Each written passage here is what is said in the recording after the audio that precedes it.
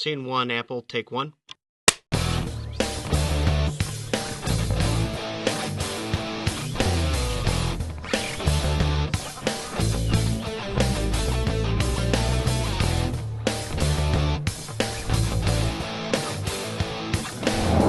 Hi, everyone. Welcome to another episode of Film Notes. My name is Shane Borza. I'm an award-winning filmmaker, and I am the host of this show where we interview people in the industry about the industry, and we get their notes on who they are and what they do. Today, I have a local friend, Lance Brazil, who is here in Las Vegas with me, even though we're not doing it in person, to talk about his career as both an actor and a stunt person. So welcome, Lance. Thanks for being here. Thank you, Shane. Thank you for having me. Appreciate it much. Now, we met through a mutual friend, and as we were chatting kind of off mic here a minute ago, you do a lot of different things, including you have your own dojo, which of course fits really nicely into the stunt aspect. But I wanted to just start with, how did you get into all this? So maybe talk a little bit about the film side and also the martial arts side. Yeah, so I mean, the film and martial arts side, it did go hand in hand. I've been doing martial arts since 1999 is what this of it. But I always loved it since a child, and through it, eventually we just kind of met people that just they want to see what we do on film.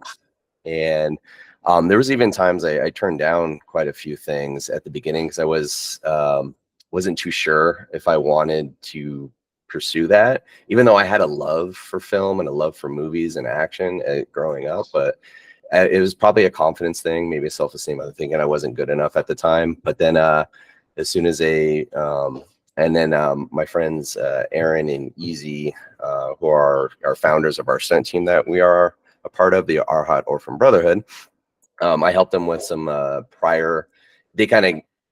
it started with us essentially at the beginning, and then there was a couple projects we did, and then after that you're like, wow, this is really, really cool. But nothing was really coming around heavily. But then just suddenly the big project that really kind of escalated, I would say, my love and want to pursue it is when we worked with our friends from Ismahawk, and it was a series on YouTube. You can look it up. It's a fan film called Nightwing the Series, and it's almost on its 10-year anniversary actually this September, which is pretty cool. And it's a super successful fan film YouTube series. So yeah, definitely check it out. It's called Nightwing the Series, but that's kind of what got it started. And that's where, because through our martial arts, they wanted somebody, a big bad person, so I ended up playing the character Deathstroke, Slade Wilson, for this series. So that's where it really began for sure, and because they wanted somebody with martial art background and action to be able to do what they were kind of expecting. So that's where it kind of began. That's great that you got the 10-year anniversary coming up. So I'll if you're watching the show on YouTube, I'll put the link in the stills and stuff so you can see that. Talk to me a little bit about, now you were mentioning how you were wearing a bunch of hats a little earlier. Oh yeah. And, especially in indie film, I think when people think about filmmaking, they kind of don't, if they're outside the industry, they don't really know other than like writer, director, maybe producer and the camera person, and then the actors. But especially in indie film, a lot of us are doing all those things. Yeah. And especially fan films and things, they're doing them for love. It's a small core group.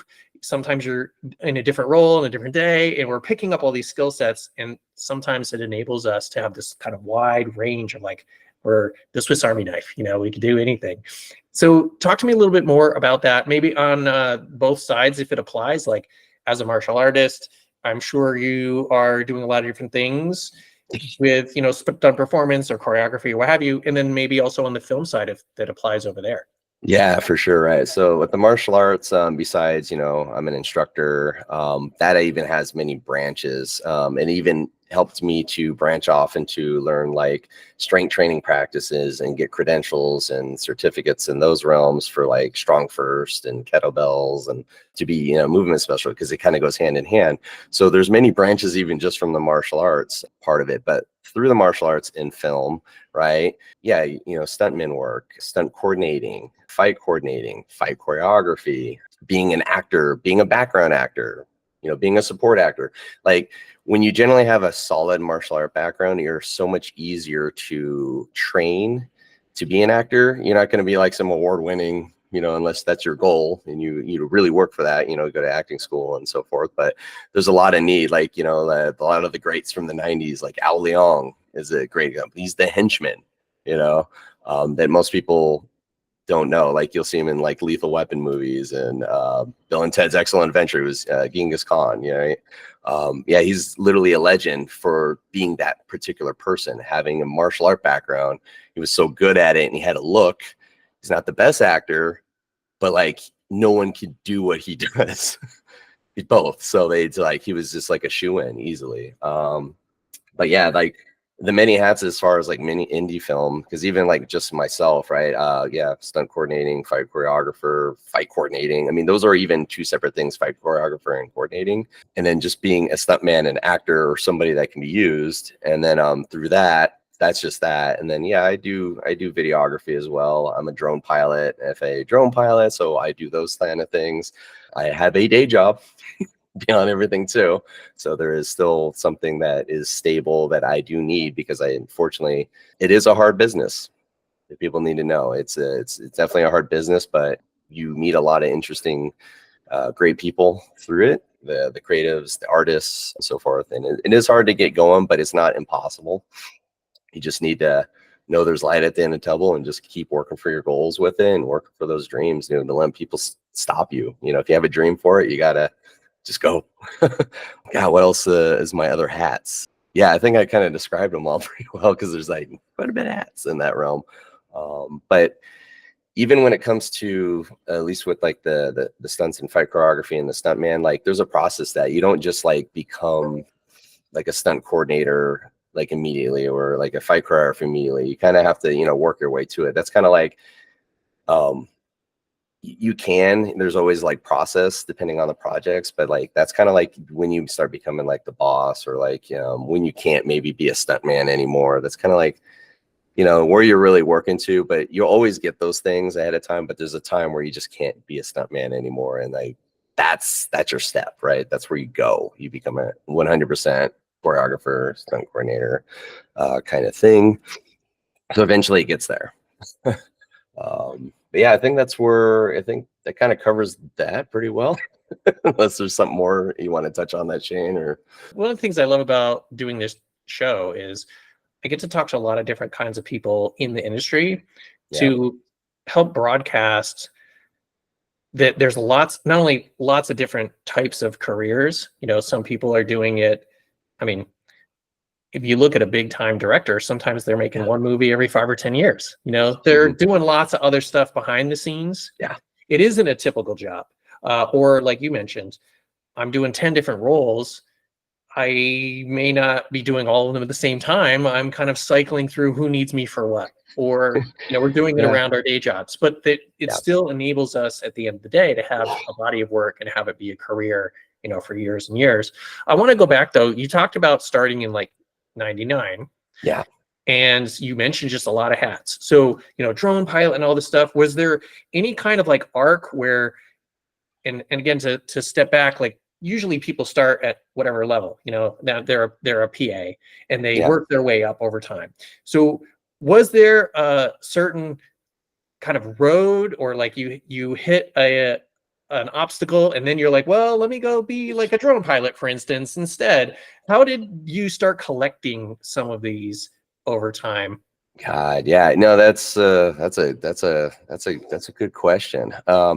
I just myself, I'm just always fascinated with like technology in general. Like I've always kind of had a fascination with like camera work and like just tech in general. I was never like, it was just a hobby, and it was nothing great. You know, you'd make like family videos or a little vacation thing, and they weren't great. They were really just your memories. But as I'll be honest, like it wasn't until I was doing the acting and stunts, you know, before, but 2020 when COVID hit, you know, I was out of work for a year. You know, it was the quarantine, right? So that's what made me go, all right, I got to use this time to just to work on skill sets. So that's when I said, you know what, and I already had a drone. I had the DJI Spark, right? So I was already kind of getting some play with it. And I was like, I really like the idea of this and what I can do with it. And then going from there. So then, yeah, so I decided I'm going to go get my license, because that's how you can get hired, you know, and do things legally and properly, like, you know, get your airspace clearances and do things like fly where you're not supposed to, because you can get authorizations from air traffic control. So like, once you realize that, and that you can do that, then yeah, you know, it's beneficial. You go get it. And then of course, when people hire you, they're going to be more likely to hire you, right? Because of that key. And then yeah, so then because of that time, it made me go hand in hand, want to combine all those skills. So yeah, just to get more into camera work and stuff. And then so yeah, I started just doing like promos and little things for like our martial arts school. It's just to kind of get some practice from there. And then it, you know, these things started getting more and more noticed by even I had a friend who runs a talent agency called Dragon Talent Group, and they were in need of stuff promos for like their events they do. So they do events at like Area 15 and just corporate parties. So they needed media, they needed photos, they needed video, and they needed stuff put together so that way they can sell it and then show like, this is the type of stuff we can do. So then through that, it just kind of grew. It just became a thing. So like, even through my time of practice of just doing martial arts school promos, they got noticed, and then I was getting hired just to do things like that, just to kind of make, you know, to make their brand shine. And, you know, it's a lot of fun when you get to work with other performers, circus artists, people like-minded, because even as a martial artist, we still kind of fall in that circle as like a circus artist, or being I do Kung Fu, do Chinese martial arts. So it kind of falls in a performer realm too, because it's not just practical fighting. There's still some performance aspect to it, how you perceive it. So yeah, it grew from there, you know. And then yeah, so now I got an Sony FX3, you know, that I use, and I got a DJI Mavic Pro 3 that I use for like for jobs. So yeah, if anybody out there, if you're watching this, I can get sphere footage, you know, legally. So like, I can do stuff like that, which, you know, people love the sphere in Vegas. So but yeah, and then I started doing real estate. So actually, believe it or not, because of the combination, the real estate people were hitting me up too, because they saw that I did all this, because I can do drone, and then I can do filming on the inside, and I can offer a different kind of feel because of my background as me, because I'm, you know, a action guy and martial artist. So it was like, it wasn't necessarily boring, you know, like I can bring something a little different, like imagery wise. But that's kind of where it went, and that's how it started. COVID really kicked me in the butt to do something different, because just in case, everything was uncertain, you know. And I was like, and yeah, that's kind of where it went. This is a creative industry, and we have to get creative sometimes, because again, this is not a standard, well, I got this job, and well, I mean, a lot of jobs now aren't like this anymore, where you will just work it until you retire. But we have to figure out constantly like how to reinvent ourselves, or how to switch directions and be flexible and take advantage of this stuff. And a lot of the creative people I know, they're like, oh, I did 10 years worth of work during COVID because I had nothing else to do. Yeah. We all kind of wish, like, if only I had a year to not work or whatever. But it also, I think, helps us to kind of go, I'm depressed, or I feel stuck, or I hate my job, or my life isn't going the way I want. So I'm going to pour myself into making something. And especially when we have like a group of people. So wanted to ask you a little bit about both the dojo, which having been a part of stunt teams, and have you talk about that too, but also the dojos, like they are these great family, friends, community groups. And especially when we're kind of crossing over between one and the other, it's really helpful to be like, oh, I got a dojo full of people who all know how to do awesome shit. Like maybe we can tag some of them into the project we're making, or vice versa. So how might those separately be communities for you, or pools of talent, or what have you? And do they ever overlap? Oh, it definitely overlaps with, you know, being part of a Kung Fu school, and, you know, with film, because of that exact reason. Because there are times, We formed our own like stunt team inside the school. So it's like, we're kind of like the long time guys and dedicated to our lineage and our craft of the Chinese martial arts. We practice Northern Shaolin Kung Fu. Just that's like our main route, what we do. And Chinese martial arts in particular is nothing but community focus. It is a very individual thing, but it's also a very community teamwork thing. Because we always have like a saying, because we are the Lohan School of Shaolin, but we have a saying like Lohans alone can't be separate and strong, but together we are invincible, right? So this is something we definitely collide with, supporting one another for sure as a totality. And in Vegas, we do the Chinese lion dance, and we are like the premier school in town. I will say that. We've been doing it since 1994, since my Sifu started it. It's been like 30 years. We just had our 30-year anniversary for the school. And our Sifu, he passed away in 2019. So myself and his son, Sifu Raul, we're kind of like, well, he's definitely runs the school, Sifu Raul, and then I'm kind of like his hand of the king. So I'm like a second in command. And then I'm also the guy that like coordinates the lion dance events for like the big casinos and stuff. And so furthermore with that, like Chinese lion dancing itself is a very teamwork based thing. Like it is like, you cannot do that by yourself. You have musicians, you have drums, you have cymbal players, gong. You have this Buddha character that goes around. He's kind of like a clown. And then you have the lions, right? The lions, they look like dragons. And then there's two people in them. Right. And then so that alone is a teamwork thing, and they have to like lift each other up and support each other, especially if anyone's familiar with Chinese lion dancing. There's like blessings where they feed them lettuce and feed them oranges, and so that was a teamwork just with the lions and how they go about getting that lettuce and go about getting that orange, because it becomes like a symbol of a blessing and wealth for like a business or a place. And then there's a whole thing with it, and how they handle it and do it. So just that alone, and we all have to coordinate, right? So there's all these people, it's very integral. So we all have to move as one unit. And myself, I used to lion dance. It's very hard on the body. It really is. It's a whole different thing. So I got to retire like a few years ago, actually pretty much when my Sifu passed away. That's when I got to retire from physically doing that. But that's why like now my role is to talk to the casino executives and talk to the business owners and like coordinate and set up the lion dances to happen. And then so when I'm there at the events, I'm just kind of overseeing, make sure everybody's okay and watching.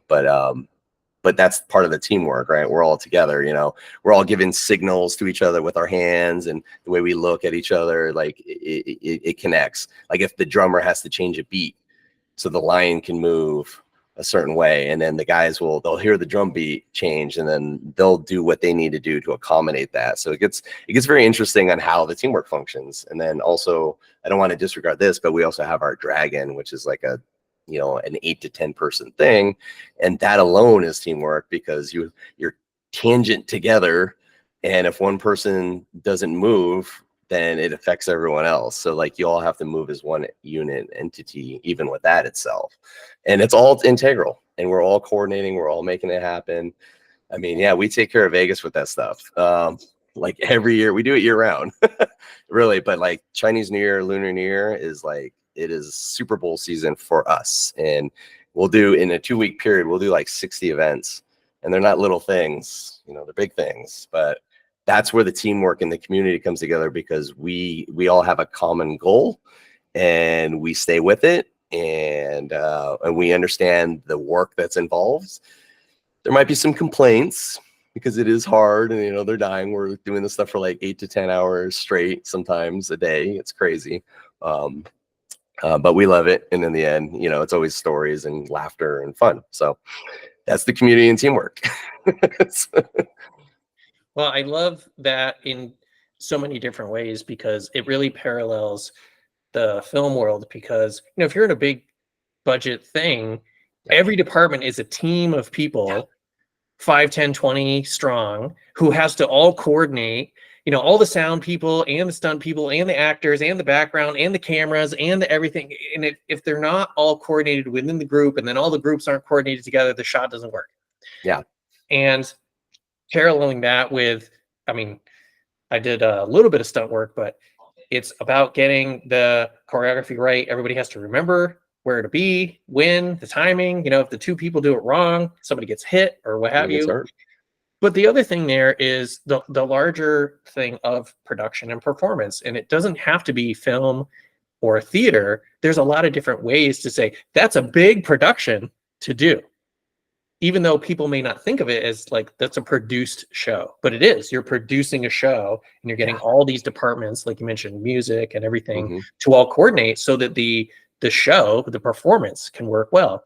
And just like stunts or dancing or acting or any of this, you have to rehearse and you have to figure those beats out and you have to tell that story. You're just doing it in a different way, but Yeah. it's paralleling theater or film or anything else. And those skill sets work across all those disciplines. So that's another thing that I really want people to know. And I'm doing, this is kind of my third season of the show. So if people haven't seen this before, the first season or two was mostly all just film people on set. And I really wanted to reach out this year, which I've talked to a lot of people who do kind of non-traditional performance or production stuff, because there are these through lines across these different genres. Like you were talking about circus people, or whether it's Cirque du Soleil or any of these other shows in Vegas. All these shows require lighting and stage hands and makeup, and you know, it could be magic act, could be comedy act, could be whatever. It's still a show that needs to be produced and that has performers in it. So I love that you talked about that. The other thing I wanted to bring up, and I was looking this up because I couldn't remember the guy's name, but David Leitch, who did the Fall Guy movie. I just listened to his, which shameless plug, I love the DGA podcast. So he just did an interview for them, and he talked about how, like you mentioned, he aged out of, because people don't know, he was a stunt guy who became a second unit director, who then became a director. And he said, at some point in every stunt person's career, they're going to age out of the role they have, and they have to choose, what's my next role? And he goes, so for people who still want to perform, they might go from being a fight guy to like a car guy. Now they're driving the car instead of being in the fight. He's like, or people are stepping into, like you talked about, hey, I'm not doing the dragon dance anymore. Now I'm supervising the dragon dance, or I'm lining up the gig. So talk to me about some of the transitions you've gone through in your career as your career has gone on. I mean, you talked about like taking on new skill sets like drone pilots, and then you just mentioned like moving from being like the dragon dancer to like the coordinator. But where do you see yourself going? What are maybe some transitions that you haven't talked about, or transitions that are coming up?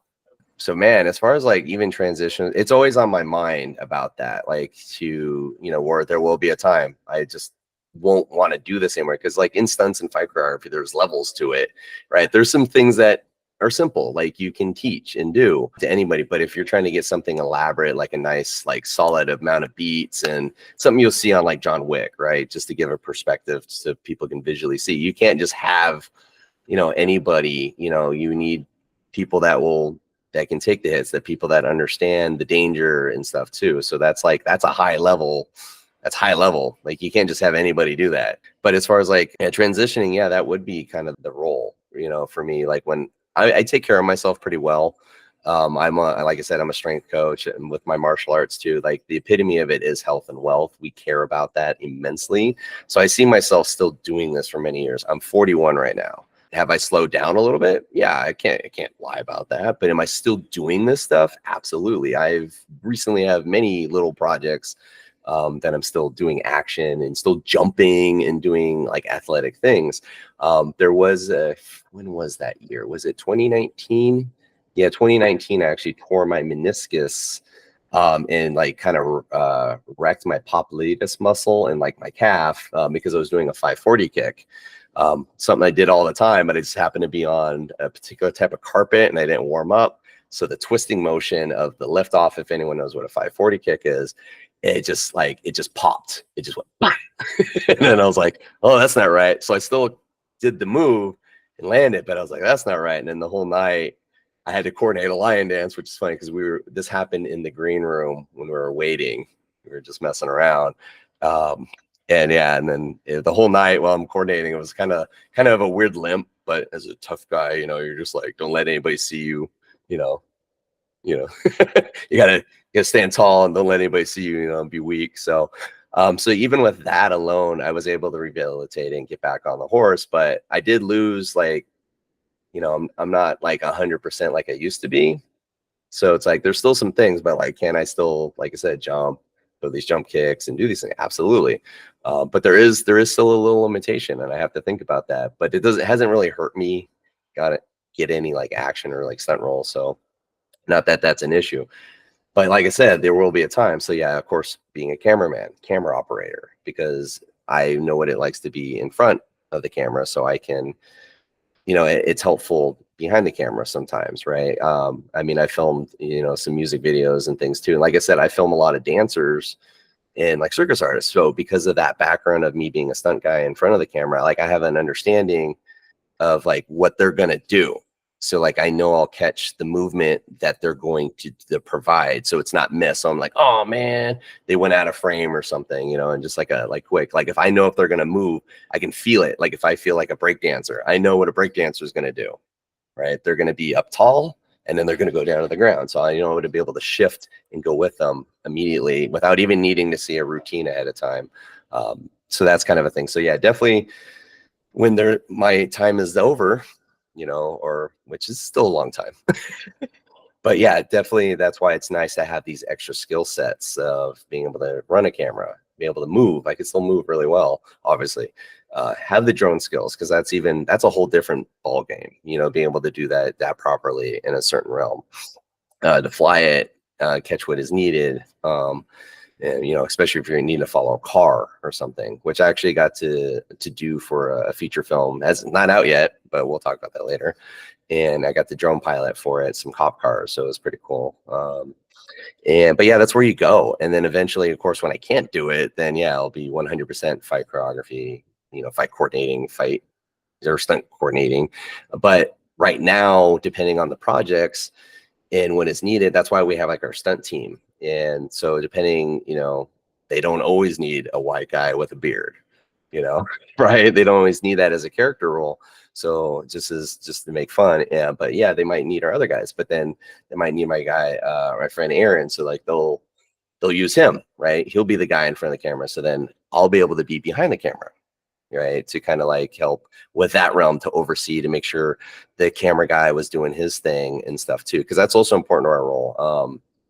I worked on a 48-hour film festival, something we do in Vegas, and it's funny, I actually worked on two of them. This last one, we were able to do our thing in one night, and then I had a friend of mine that was just desperate. She needed somebody for theirs because their role in their movie had kind of like a knife fight in it because of what was given to them. So if you know what a 48-hour film festival is, and it just turned in, I guess I'll have no sleep at all. So I went to do the very next night as an overnight, and yeah, that's what I was doing there. I did their knife fight. I worked with the two girls that didn't have any background. I worked and how to do it safely and stuff. I was behind the camera, and I even helped the camera guy with the shots, with the angles, how he needs to move the camera to help emphasize the action. Even then, I helped the editor kind of piece it, and then kind of with some of the sound Foley as well too. So because he was like, I don't know how to do an action. I've never done it. So it was cool. I was able to be, there because he asked me. So I was like, yeah, I'll be here. And I helped him out. So, but they all had the wheel. I was just there, just in case if there was anything too obscure, but they were all great guys. They're all like in the biz doing this stuff. But it was nice. But that's kind of like what happens with a guy like us. That's another many hats things, because when you're on front of the camera for so much, you start learning what is needed behind the camera, of what, like, especially if you did a job and you weren't too thrilled with how it turned out, but the experience is there and you're still grateful, and sometimes it's just out of your control. But like when you get to have creative control and help and assist, it's like having a person like a stunt coordinator or somebody who has this background will improve anybody's production immensely. So if you don't think you need a stunt coordinator or a fight choreographer on your film and you think you can just handle it, get somebody that has a background. It will make your production immensely better. Like you have no idea like what it will add to that. It's worth it, too. So yeah, that's how that kind of transitions. That's how it works for sure. Sorry to stop the show, but we've got some bills to pay around here, and to do that, I wanted to point out a couple things I've got on offer at shaneborza.com. As both a master level mental health coach and an award-winning filmmaker, I have the experience and expertise to help you go further faster, regardless of whether that is in your production or life. I am psyched to announce all my courses and books have been updated and expanded and are available on both Apple Books and at my shop. Especially wanted to point out my film notes book and workbook, where you can learn everything you need to make your film and get it out to the world. If you need help with either your life or film, please reach out. And now, back to the show. And I would definitely reiterate the investment. Yeah. It's so important. What you're going to get on screen, you know, because really what's a movie? It's a bunch of quiet, slow scenes where we build story, you know, people talking and telling you what's going on. And then there's these big moments, you know, a car chase, a fight, a stunt, a scare. There's something that hooks you into, well, what's going to happen next? And then you go back into story. Yeah. And if those big moments, because storytelling is cheap, it's two people walking and talking, it's two people sitting and talking, it's whatever. Those big moments have to really sell and they have to work. And if you don't know how to do them, then you're stuck. You're stuck. But if you have the foresight to go, hey, I don't know what I'm doing, I need to find somebody who knows what they're doing, they're going to be able to elevate and you're going to be thankful later. Yeah. Now, the good bad thing about this, the good bad thing about this is you end up going, oh, I did a project on my own and I learned the hard way never to do this again. Yeah. So I just want to reiterate that. I think that's important. I did want to go back and tell a quick story that reminded me when you said, unfortunately, oh, I wasn't warming up. We were dicking around in the room in the back. Yeah. I went to Stunt Academy and did a couple of features in Sydney, Australia. And our shout out to Igor Breakenback, who was the first episode of Film Notes 3 years ago. He always used to say, he's like, whatever his version of this, I don't remember, but basically he would come in and be like, you know, stop fucking around. Because, and this is so true, he's like 9 times out of 10, when stunt people or martial arts or fight people hurt themselves, it's because they were fucking around in the background. Hey, do you know how to do this? Can I show you this? Oh, can you do this? Yeah. Because they're waiting. And they got to stay warm and they got to keep moving and they got to do something with the energy. We get antsy. Yes, we have to do something with our energy. but they always do one thing too much, or they land wrong, or you know, they accidentally bump the table or the whatever, and then they suffer through because just in the middle of that is when the AD comes running. Hey, we need you on set right now. Yeah. So that's another thing that I personally have experienced. Please try to coordinate with the stunt people. It takes a lot of work for them to be ready. Yeah. They're not just an actor who can just like sit around in a chair for 2 hours if you're behind. Yeah. Like, that's another topic. Ooh, okay. So talk about some of these, but this is the Film Note show, some of these notes that you might want to share with people, either, you know, hard-won lessons that you're like, you know, I wish people knew this so that we as performers, stunt people, actors, whatever, didn't have to deal with, or maybe some good lessons you just like to share that might be helpful for other people. Definitely don't rush the action, right? If you want a good fight scene, you want a good action scene, you previs, you pre-plan it, right? You don't just like on the day of try to combine everything, because sometimes like there's like dialogue scenes and then there's action, right? You don't want to generally do them on the same day. You spend a day, even though it's like one scene, but you got to spread it into, if you want like real quality out of that thing, you split it into. So you have a day of dialogue and then you'll have a day of just the action, because just the action alone, because there's so many things that can go wrong, so make it hurt. Because the biggest qualm we have is that they always want to film, and this happens so many times on sets, they always want to film the action at the end of the night, right? So I'll give you an example. There was a particular short film we worked on, and they wanted us there at 5 p.m. It was an overnight, right? And we told them, we want to do the action first, film the action first, film the action, even ahead of time. And then for some reason, they just went over their head, went out the door. And there was about 14 of us or something, with our group, that was all there, martial arts school. We were able to bring our stunt team plus some added guys because they needed that. And then, but we didn't start doing the action until like 4 a.m. And we were like, dude, I was burnt out. There were certain things like, yeah, me doing a 540 kick, right? I was so burnt out, it wasn't going to happen. By the time we were just, you're tired. And then that can lead to injury for anybody. That could lead to injury for myself. That can lead to injury for the other performer, like the actor that I may be needing to have that scene with, because I may hit him. He may hit me. And that's just like not okay kind of stuff. So like, that's my big note for sure. If you're somebody out there who is listening to this and you're a filmmaker, director, or whatever, if you're going to have action, spend time on it. I get it. Time is money, but you're also dealing with safety issues big time. That should be number one. Right. And just the quality, right? Nobody does not want to have quality, so that's what you're going to get, knowing that when you can do that. You can separate the day or at least case scenario, make sure the action is kind of like a priority, and make sure when you tell that stunt guy to be there at 5 p.m., you're starting to film that action at 6 p.m. And that's at least the beginning of the day until it's done. And then, and then from there, that's up to you to figure out if you're going to do dialogue scenes, continue, or do that another night. So that's just like my big thing, because that's happened way too many times. And it's like, no matter how many times we stress it, it's just like, oh my God.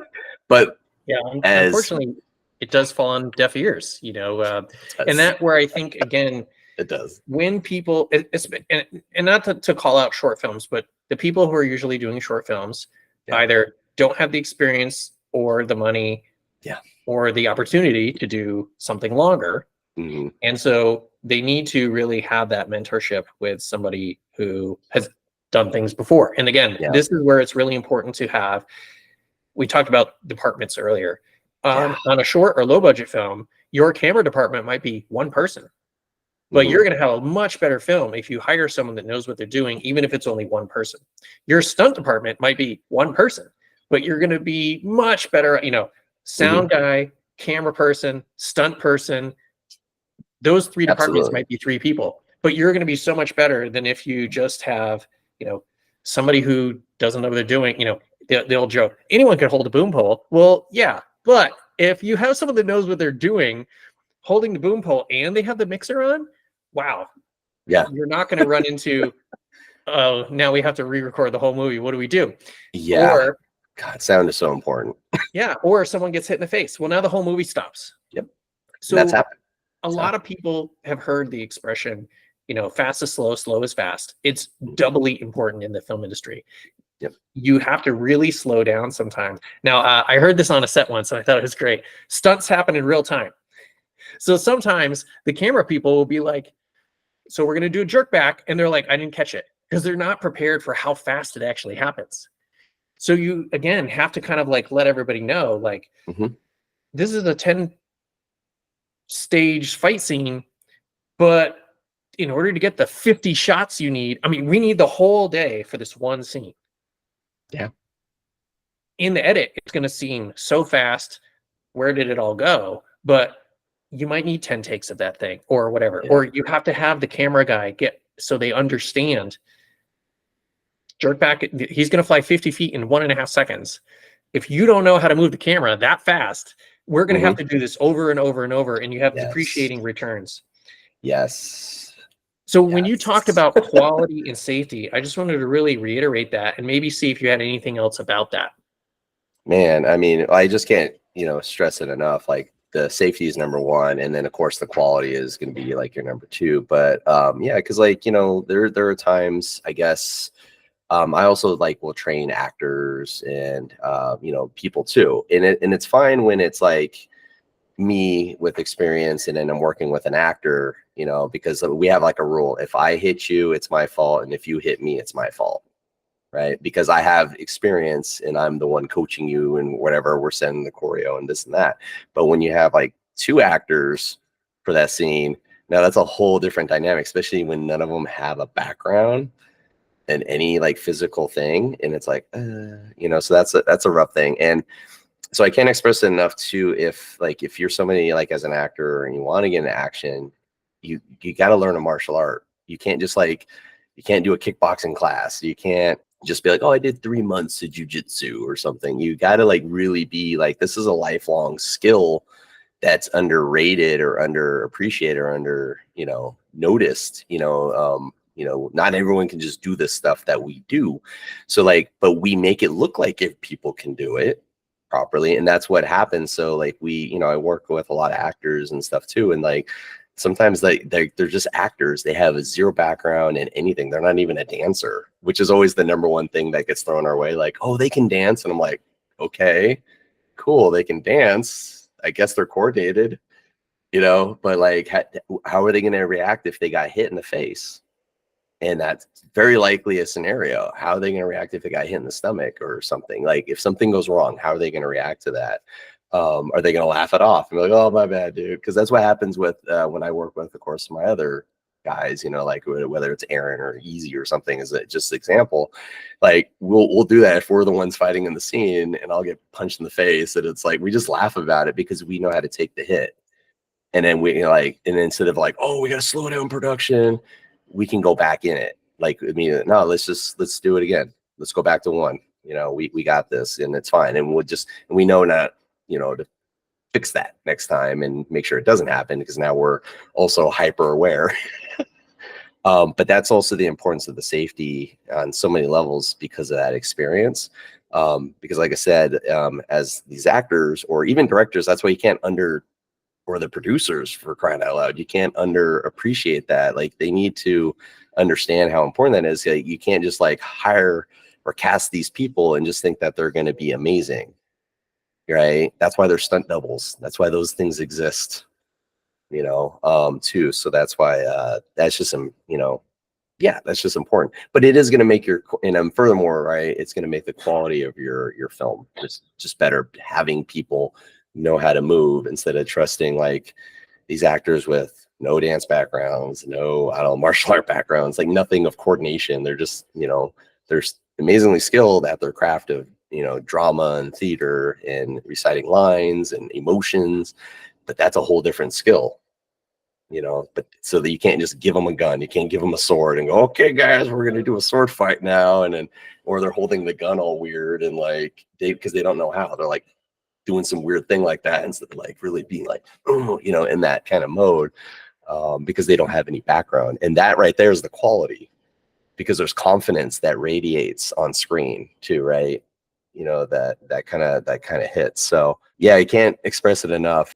Just make sure you have people with these skill sets, and don't be a legend in your own mind about it, or like have a weird thought that it's like, I get it. Some people think like, oh yeah, I can hold a gun, or oh yeah, I can hold a sword, and it's like, can you? Can you really?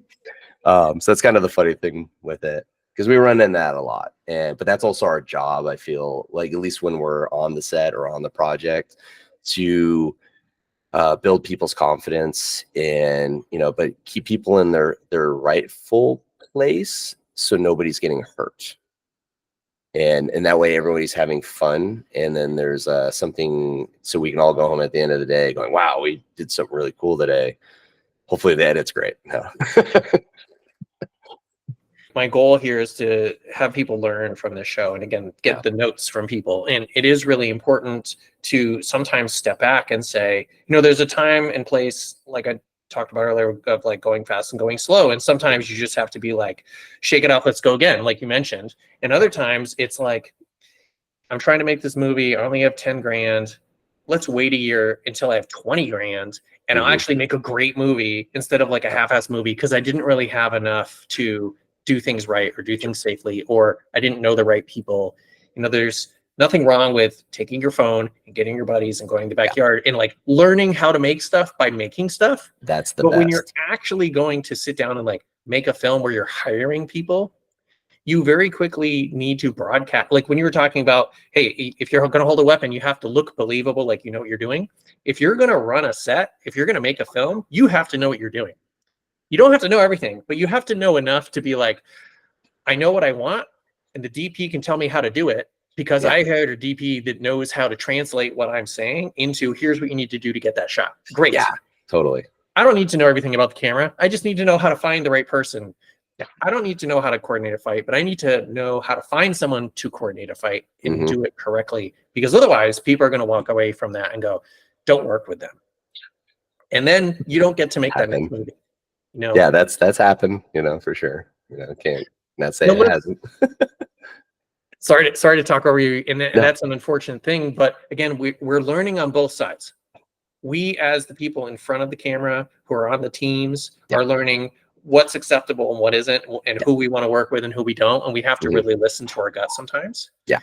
And the people behind the camera have to learn, all right, how can I make my next project better? You know, what did I learn from this? You know, just like any other career, we're going to get promoted over time by proving that we do good work. And in the film industry, that means someone's asking you, hey, can you be a part of our project? You're like, well, they're probably asking you because they heard of you. Why they heard of you? Because you have a good reputation. Or they're offering you more money because, hey, you did that no budget project. Now let's give you a budgeted project. Hey, congratulations, you just got promoted. Your career is advancing. Now, speaking of career, you started off talking about the Nightwing. Yeah. And I wanted to ask, what else you got going on? Where can people see some of your work? And what have you got coming up? Yeah, there's like a couple like really cool projects that are like in a few projects in post-production, right? So it's an indie film, short film. It's called Margaret the Brave. Hopefully there's going to be a trailer and a release here soon. I can't express how like cool this project's going to be like visually. It's like a Princess Bride story, but just kind of course, with their own spin. And then I actually got to play like multiple parts in that. It was funny because I play like a general. It's a medieval time period, and I play like a general, but like it was funny, I had to like shave my beard and have like just like a slither and a mustache. And then what was funny, so to play this character, but then there was another character they had me play where as long as I grew out my beard back, you know, so I was able to play this other character, so I'm like somebody different, but because I have the full beard, it's like, you know, they can make it like, oh, he's different. And then so I had to play like, and then sometimes I had to play like a guard, you know, like a guy that just gets beat up or something, which, you know, it's typical. It's what we do. We're henchmen.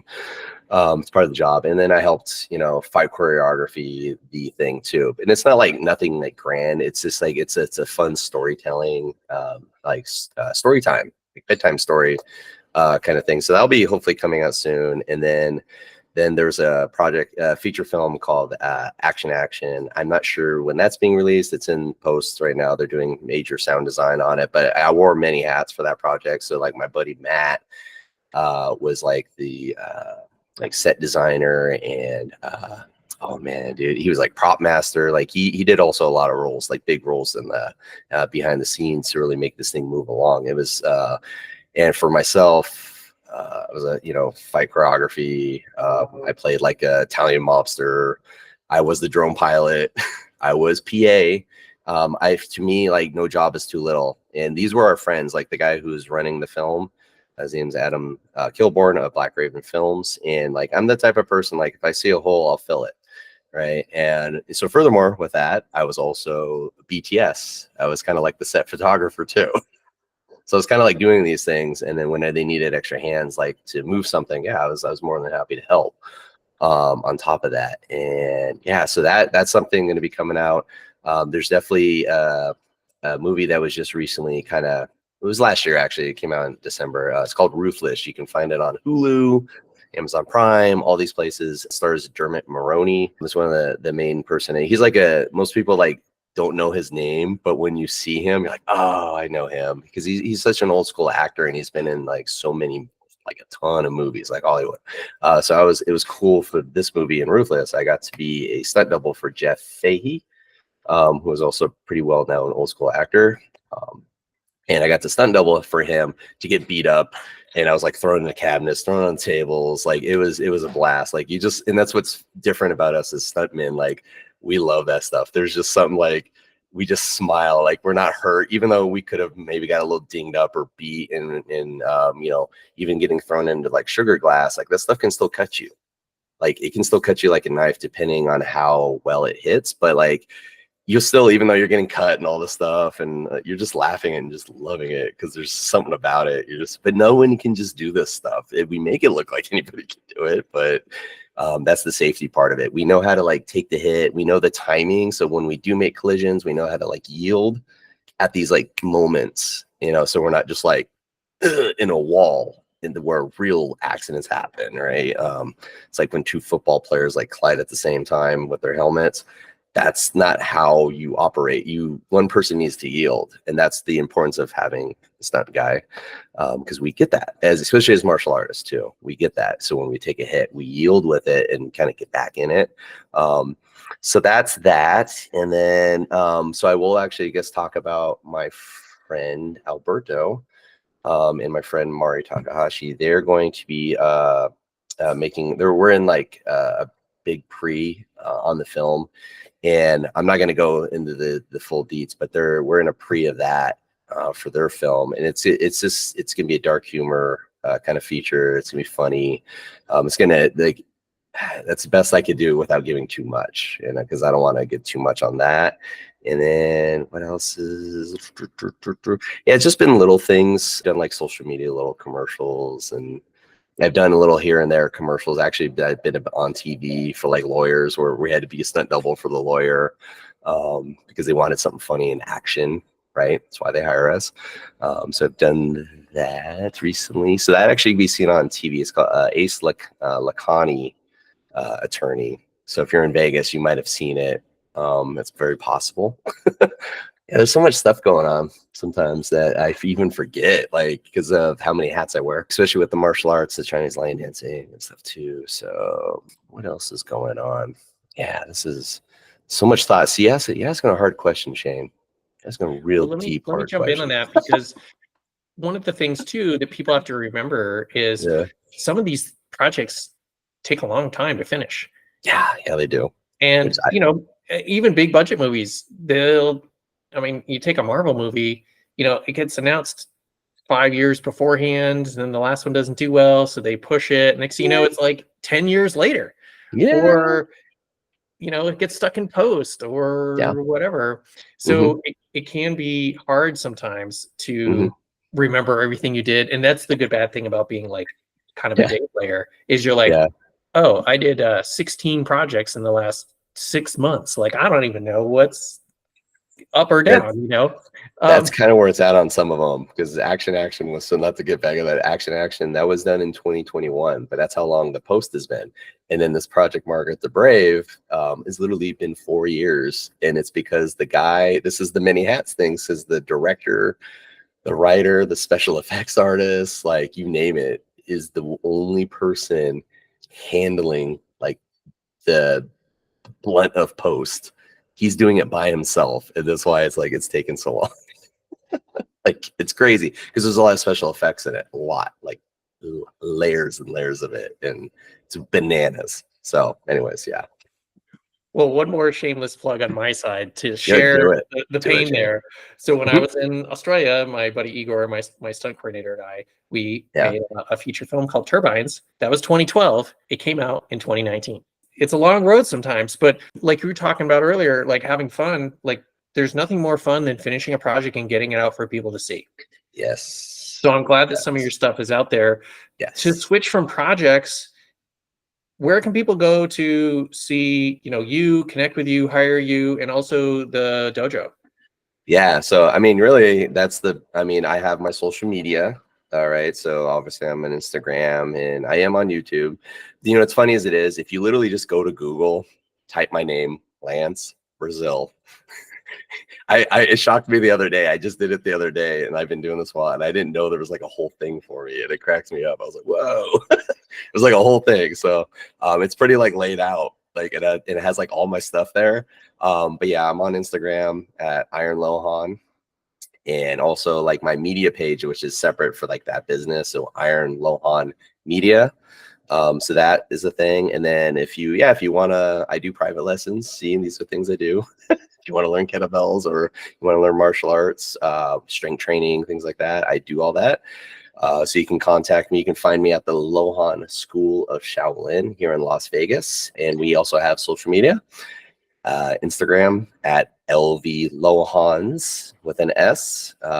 And I'm actually the one that handles and manages that stuff. So any one of these things, if you message any of one of them, you're going to talk to me in some capacity. So I'll be able to help you out. And I like to, I am a busy guy, right? Everybody is, but like I always make time for such things, of course, right? You make time because we love it, and we want to, if you have goals, I want to help you get to those goals, no matter what it is. So if it's even personal for yourself, or if it's for a project you have, like I'm got a totality. Hell, you just need me to train your actor just to be ready. I'll like, that's what I do. I do that. And having been to the Shaolin Academy, it's a great space, not only for like training, like if you want to join a class, Yeah. but like Lance was saying, like it'd be a great place to train. And again, these are the unthought of investments. When we're in rehearsal and pre-production, it's really cheap to just hire the DP for a day and be like, we're going to walk around to all the locations so you have a sense of where we're going to be shooting this thing. Yeah. It's really easy to take your key cast and spend one afternoon at least at the dojo and say, we're going to have you all go through like a 4-hour academy to learn how to move, so that you're not showing up and the first day of shooting is the first time you've ever held a weapon in your hands. Yeah. Instead, you can go, we had a weekend or whatever. Those will really pay off. And you have a great space for that, and a great cadre of teachers. So I really encourage people, check out Lance's stuff, but also check out the school stuff, because they're both excellent. So all that being said, we touched base on a lot of things. Is there anything that we didn't talk about that you want to broadcast and let everyone know? Man, that's the hardest question. It's funny because sometimes I'm the type of person that has a little bit of imposter syndrome sometimes. So that's why it's like hard for me to answer that, because sometimes, you run into these where you're like, I don't know. So yeah, I live in Las Vegas. It's hot here. I travel. So if you need, to hire anywhere, for sure. But yeah, I think that's probably about it, unless there's something particular detailed, because it's hard to think of something, I guess. Well, no, I think you talked a lot of good points up, especially when we were talking about the notes with, the safety and your experience and backgrounds. Yeah. And I think we did a good job of, talking about the different hats and the different ways that people can not only elevate their project, but like elevate themselves into the industry. I always joke with everyone, if you ask 100 people in the industry how they got in, you're going to get 100 different answers, Yeah, you do. So again, part of this is letting people know that there's different options, and maybe you're not interested in stunts or martial arts, but again, you might be working in a project where they are part of the project. Yeah. Or you might be doing a project where you need them to be part of the project. So some of this is about going, hey, I'm going to listen to all the episodes of the show, because every single one is a different aspect of production. That being said, I did want to remind people, I think I said this at the beginning. So if you're listening to this as a podcast, it is a show on YouTube to watch. I want people to see the person we're talking to. If you're watching the show, you saw the inserts and the photos and behind the scenes. We're talking about filmmaking. It's something you watch. That being said, if you're watching the show, you can also listen to it as a podcast. It's on all the things. And sometimes, we're driving, we're busy. It's easier to listen to. It's easy to share. Check out some of the previous episodes. Check out some of the future ones by subscribing and liking. I hope you follow Lance and the school, and check out and like and subscribe to all of their things as well. So thank you all for being here, and thank you, Lance, for being here. Yeah, no, thank you, Shane, and it was great. Now I know you have a podcast. Yeah, I didn't even know, and I was like, wow. So now I know. So I'll be tuning in, checking them out. Awesome. Well, for everyone else, thanks for being here, and we'll see you on the next episode. Thanks for watching. If you'd like to support the show, please click on the link below. You can also contact me at my website if you have any questions about filmmaking or anything else. Off to the side, you'll see a couple of my books, Film Notes and the Film Notes Workbook. I encourage you to check those out if you'd like to learn more about filmmaking. See you in the next episode. Scene 1, Apple, take 1.